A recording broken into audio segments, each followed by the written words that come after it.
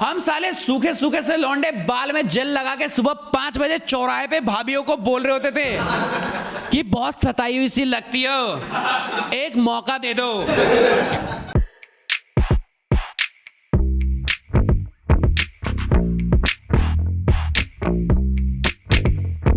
तो 11th standard में मैंने ना कॉमर्स ली, तो रियलाइज हुआ कि अब स्कूल में साइंस लैब की क्या ही जरूरत, इसे तोड़ दो।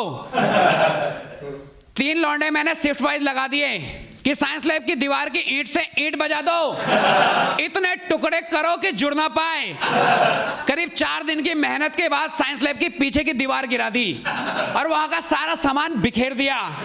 सांप को निकाल के गले में लपेट के घूम रहे हैं, केमिकल निकाल के आपस में मिला के येलो और ग्रीन धुआं निकाल रहे हैं। स्कूल और आसपास के मोहल्ले वालों का दम घुटना शुरू हो गया, पर हम हरामी लौंडे सिर्फ रुमाल बांध के करतब दिखा रहे हैं।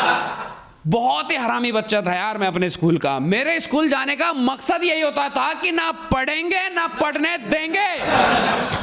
हाँ यार, लेकिन फिर मुझे अपनी गलती का एहसास हुआ और मैं पढ़ने लगा, बहुत पढ़ने लगा। क्लास में टीचर नहीं होती थी फिर भी पढ़ता रहता था, और सिर्फ मैं ही नहीं, मेरे पूरे हरामी बच्चों का झुंड पढ़ता रहता था। हमें पढ़ते देख ये पढ़ाकू बच्चे डर गए कि अगर ये लोग भी पढ़ने लगे तो हमारी इज्जत कौन करेगा। पर हमने स्कूल की बुक नहीं, स्टोरी पढ़ते थे। और स्टोरी भी क्या ही मतलब यार, इमेजिनरी पॉन बोल सकते हो। सविता भाभी की कहानी पढ़ी है किसी ने? सच में नहीं पढ़ी? जीवन व्यर्थ, बहुत कुछ छूट गया तुम लोगों के जीवन में। सविता भाभी की कहानी, the story of love, desire, भूख, सेटिस्फैक्शन, सब है स्टोरी में। मैं तो बहुत बड़ा फैन था यार भाभी का, क्या कहानी होती थी। इनकी कहानी सुनने के बाद ना कुछ तो स्टैंडिंग ओवेशन जरूर देगा, आप नहीं तो आपका।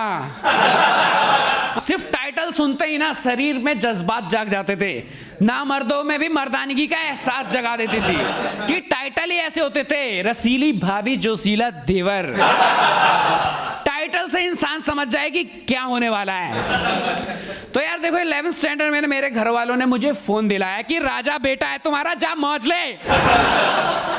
उन्होंने फोन दिलाया सेफ्टी कंसर्न की वजह से, क्योंकि मैं ना बहुत वीक स्टूडेंट था। टीचर ने साफ कह दिया कि एक्स्ट्रा क्लास लेने के बाद भी पास होना मुश्किल है, पर कोशिश करके दिखते हैं। तो वो कभी भी मुझे एक्स्ट्रा क्लास के लिए रोक लेती थी, और लेट होते ही घर वाले टेंशन में आ जाते थे कि कहीं ये जिस बस से आता है उसी के नीचे तो नहीं आ गया। हाँ यार, पेरेंट्स को अपना बच्चा ना सबसे चूतिया लगता है, और चलो मैं तो था भी। लेकिन जो इंटेलिजेंट होते हैं ना, उनके पेरेंट्स को भी लग रहा होता है कि ये साला सबसे फुद्दू है, एक चॉकलेट की लालच में कोई भी इसकी मार के चला जाएगा।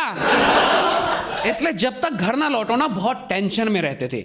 मेरी माँ का तो हेयर फॉल होना शुरू हो गया था। हाँ, इसलिए सोचा कि हेयर ट्रांसप्लांट के खर्चे आए, इससे अच्छा फोन ही दिला दो। लेकिन हम उस फोन में ना सविता भाभी की कहानियां पढ़ने लगे। डायरेक्ट पॉर्न नहीं देख सकता था क्योंकि नेट की औकात नहीं थी इतनी। गूगल खोलने में भी 10 मिनट का समय लगता था, तो पॉर्न क्या ही खोलती। हाँ यार, तो हम सारे लोग झुंड बना के जैसे कोई खाली पीरियड हो, फोन में सविता भाभी की कहानी सर्च करते और छमिया पढ़ना शुरू करता। छमिया इसलिए क्योंकि एक तो वो पढ़ने में तेज था, तो स्टोरी फ्लो में पढ़ता था, और ऊपर से वो बिल्कुल लड़की की आवाज और एक्सप्रेशन निकाल लेता था। 6 महीने तक उसने मेरा चूतिया काटा था एंजल प्रिया बन के। कोई नहीं बता सकता कि ये लड़के की आवाज है या लड़की की।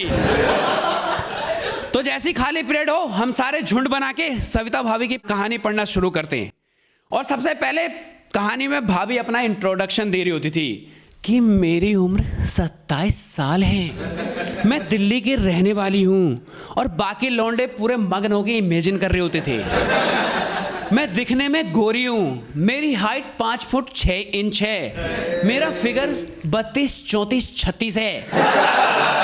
लौंडे बावले हो गए इस बात पे, पता है इन्हें फिगर का घंटा कुछ नहीं है। हाँ, फिर हमने ना रूल बना दिया कि बार बार ये बीच में डिस्टरबेंस की जरूरत नहीं है।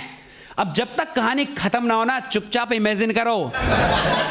उसके बाद कहानी में बाकी भी कैरेक्टर का इंट्रोडक्शन कर रही होती थी भाभी कि मैं एक जॉइंट फैमिली में रहती हूँ, जिसमें मेरे सास, ससुर और देवर जी रहते हैं। देवर जी बहुत ही हैंडसम हैं, लेकिन वही मेरे पति बहुत ही फुद्दू हैं। वो दिन भर काम काम काम करते रहते हैं। उनके काम के चक्कर में मेरा कामा सूत्र खत्म हो गया है और मैं बहुत ज्यादा दुखी रहने लगी। और साला हम लोग सोच रहे होते थे कि ये कौन सी औरत है जो इतनी भरी हुई है। ये पहली औरत है जो काम करने वाले पति को कोस रही है। इसको सक्सेसफुल नहीं सेक्सफुल पति चाहिए। और हमने ना हर दिन का ये रूटीन बना लिया था, जैसे ही खाली पीरियड हो हम झुंड बना के स्टोरी पढ़ना शुरू कर देते। लेकिन एक दिन हम स्टोरी में इतना ज़्यादा मदहोश हो गए कि हमने टीचर का भी ध्यान नहीं रख पाए और हमारे पीटीआई सर आके पीछे से कहानी सुनने लगे। 5 मिनट सुनने के बाद वो खुद ही मदहोश हो गए और हमें डांटने की जगह साथ में बैठ के स्टोरी सुनने लगे और बीच में बोल पड़े। हमने एक साथ सबने उनका बाल पकड़ के बाहर की तरफ खींचा कि ये कौन लोड़ू है जिसको रूल की नहीं पता। तो देखा सर थे, हमने कहा आई एम सॉरी सर। तो सर कहते हैं आई एम सॉरी टू, मुझे रूल की नहीं पता थी। लेकिन फिर सर को एकदम से रियलाइज हुआ कि वो क्यों सॉरी बोल रहे, वो तो टीचर हैं। तो चिल्लाने लगे कि तुम लोग ये गंदी चीजें पढ़ने के लिए स्कूल आते हो क्या, चलो प्रिंसिपल के पास। हमने कि सॉरी सर, पर इसी गंदगी में कुछ देर पहले आप सुअर बन के लौट रहे थे और क्लास में किसी की मां बहन एक करने से अच्छा है कि देवर भाभी को एक कर दे। और रही बात पढ़ाई की, तो आप तो करो ही मत, 2 कौड़ी के पीटीआई हो आप। अगर इतनी चिंता होती ना पढ़ाई की तो आज किसी क्लासरूम में होते, पीपल के पेड़ के नीचे नहीं। अरे जाओ जाके लेफ्ट राइट लेफ्ट करो, ज्ञान की बातें नहीं। इतना डिमोटिवेट हुए कि कंप्लेन करने की जगह स्कूल छोड़ के चले गए। लेकिन बाद में रियलाइज हुआ कि उनका भी कामा सूत्र से ज्यादा काम पे ध्यान था और घर में एक छोटा भाई भी था। अब इससे पहले कि ये स्टोरी सविता भाभी में छपे, घर पे रहने लगी। हाँ यार, हम सविता भाभी की कहानियों में ना बहुत ज्यादा घुस गए थे यार, और इससे ना हमारा इंटरेस्ट लड़कियों से शिफ्ट होके भाभियों पे चला गया था। हम साले सूखे सूखे से लौंडे बाल में जेल लगा के सुबह 5 बजे चौराहे पे भाभियों को बोल रहे होते थे कि बहुत सताई हुई सी लगती हो, एक मौका दे दो। पर एक बार मेरे एक दोस्त ने एक भाभी को बोला बहुत सताई हुई सी लगती हो, पर वो अपने पति से बहुत खुश थी। वो गुस्सा हो गई, कहते साले तू जितना पूरा है ना उतना मेरे पति का वो है।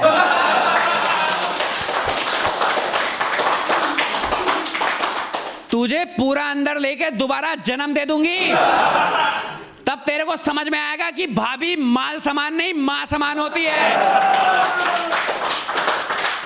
Thank you guys.